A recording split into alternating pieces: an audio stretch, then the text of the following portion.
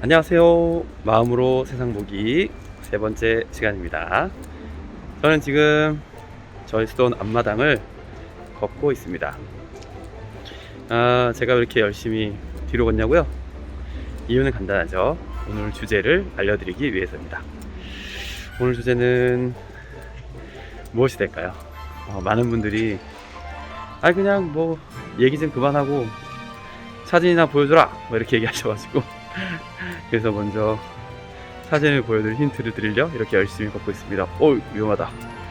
네, 오늘은 과연 마음으로 세상 보기 세 번째 시간, 어떤 사진이 펼쳐질지 궁금하시죠? 네, 그러면 지금부터 사진부터 보고 두 분의 이야기를 듣고 그렇게 가실게요. 그러면 전 지금부터 이야기 속으로 가보겠습니다. 따라단.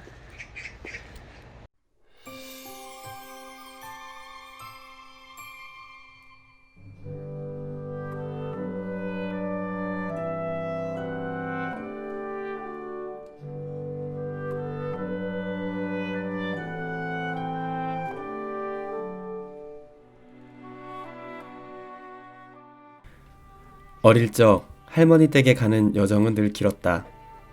참고로 난 늘 할머니 댁이라 했다.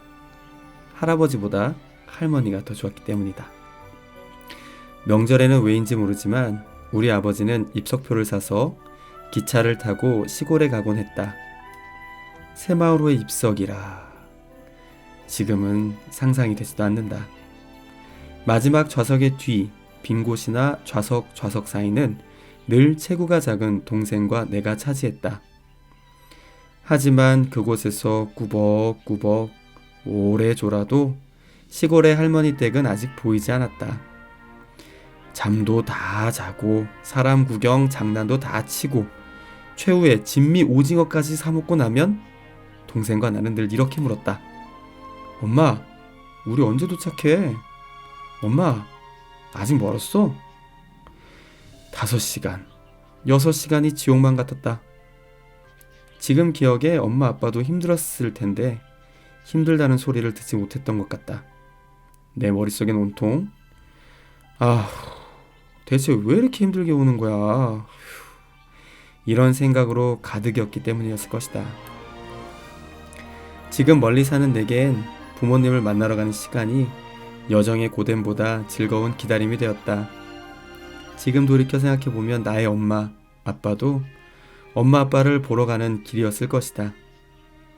오랜만에 딸로, 아들로 돌아가는 시간의 기차를 타고 있는 것이었을 것이다. 다시 집으로 돌아오는 기차를 타기 전 눈에 눈물 가득한 엄마의 모습이 기억나는 걸 보면 확실하다. 그때의 기억이 아직도 남아있는 걸까? 난 아직까지도 기차 탈 때 마음으로 준비한다. 반가울 것이고 눈물로 글썽글썽 할 것이라고. 다시 그 기차를 탈 거라고.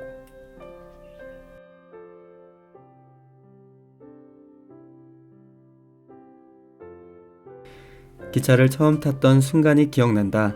목포행 통일호 열차였다. 처음에 타 다음날 새벽 목포에 도착하는 열차에 사람들이 꽤 많았다. 나와 큰 누나, 작은 누나와 함께 겨울방학을 맞아 목포 큰 이모 집으로 가게 된 것이다. 어머닌 큰 누나에게 우리를 맡기고 부산역에서 발길을 돌리셨다. 기차칸에 발을 들여놓는 순간 쾌쾌한 냄새가 코를 찔렀다. 처음 맡아보는 수상한 냄새에 속이 조금 메스꺼워졌다. 그런데 좌석 옆 발을 올릴 수 있는 히터가 따뜻했다. 기차가 달리는데 기차 안이 점점 뜨거워졌다.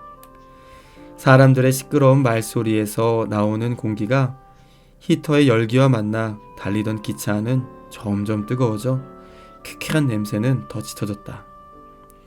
반복적으로 덜크덩 덜크덩거리는 기차의 움직임은 내 속을 더 불편하게 했다. 참다 결국 비닐봉지를 급하게 달라고 하여 속에 있던 것을 개어내었다. 온몸에 힘이 쭉 빠져 있는데 방송이 들려왔다. 다음 역은 순천역에서 10분간 정차합니다. 기차의 속도가 점점 줄더니 철커덩 소리를 내고 멈췄다. 그리고 기차의 문을 열었다. 10분 쉰다는 말에 안심하고 기차 밖으로 뛰었다. 순간 코끝에 매서운 겨울바람이 스쳐가는데 너무나 상쾌했다. 춥다는 생각보다 기차 내에서 느낄 수 없던 신선함이 가득했고 살았다 하는 생각이 들었다. 한참을 기차 밖에서 시간을 내보내는데 추워졌다. 그리고 배가 고프다는 생각이 들었다. 다시 기차가 달리기 시작했다. 차 안 복도를 지나가던 판매원 아저씨가 오기만을 손꼽아 기다렸다. 드디어 열차칸 문이 열리고 미니 자판대를 수레에 실어 밀고 아저씨가 들어온다. 이미 큰 누나를 조르고 조른 터라 아저씨가 옆에 오기만 하면 되었다. 사이다와 계란을 샀다. 기차 안에서 퀴퀴한 냄새 속에서 마셨던 사이다 맛은 지금도 잊을 수 없다. 기차 안이 고요해졌다. 그렇게 밤새워 달렸다. 누나가 흔들어 깨워 눈을 떠보니 아주 짙은 새벽 목포역에 기차는 도착하고 있었다. 어린 시절 목포역에 첫 발을 내딛는데 눈이 정말 허리까지 내려 있었다. 도저히 상상할 수 없는 눈 덮인 새벽거리. 이렇게 나의 첫 기차 여행은 끝이 났다. 잠시 멈추고 추억의 한 페이지를 펼쳐보자. 그땐 불편했지만 지금은 익숙해져 버린 지나온 시간들을 떠올려보자. 다시 돌아갈 수 없는 조금은 불편하고 어려웠던 순간들을 지금 다시 돌아보며 그래도 잘 살아왔구나 자신에게 얘기해주자. 그 순간 우리의 추억들은 소중한이라는 수식어를 받게 된다.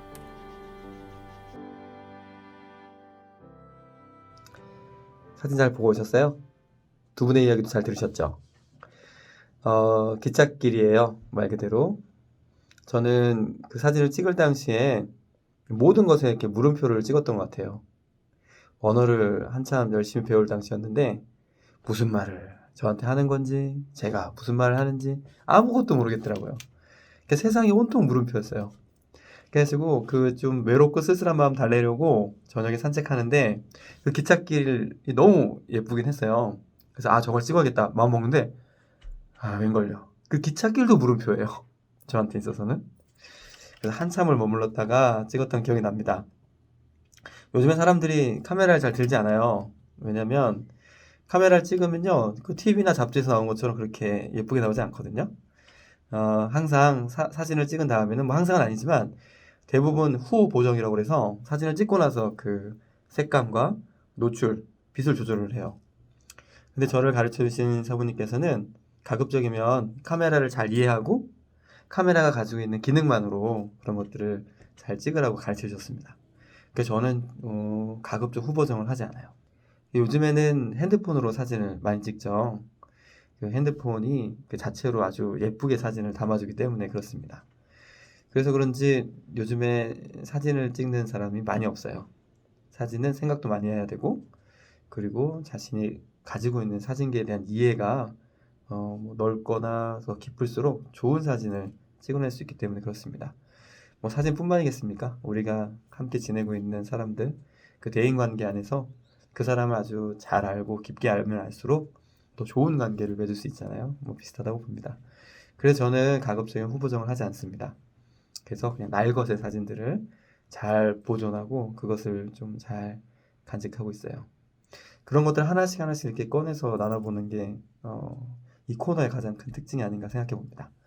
오늘 세 번째 시간은 여기서 마무리할 거고요. 네 번째는 또 다른 사진으로 여러분과 함께 찾아볼 텐데 눈으로 보는 것이 아니라 마음으로 다시 세상을 바라볼 때 우리가 보지 못했던 그 이면을 발견하는 것에 가장 큰 목적이 있죠.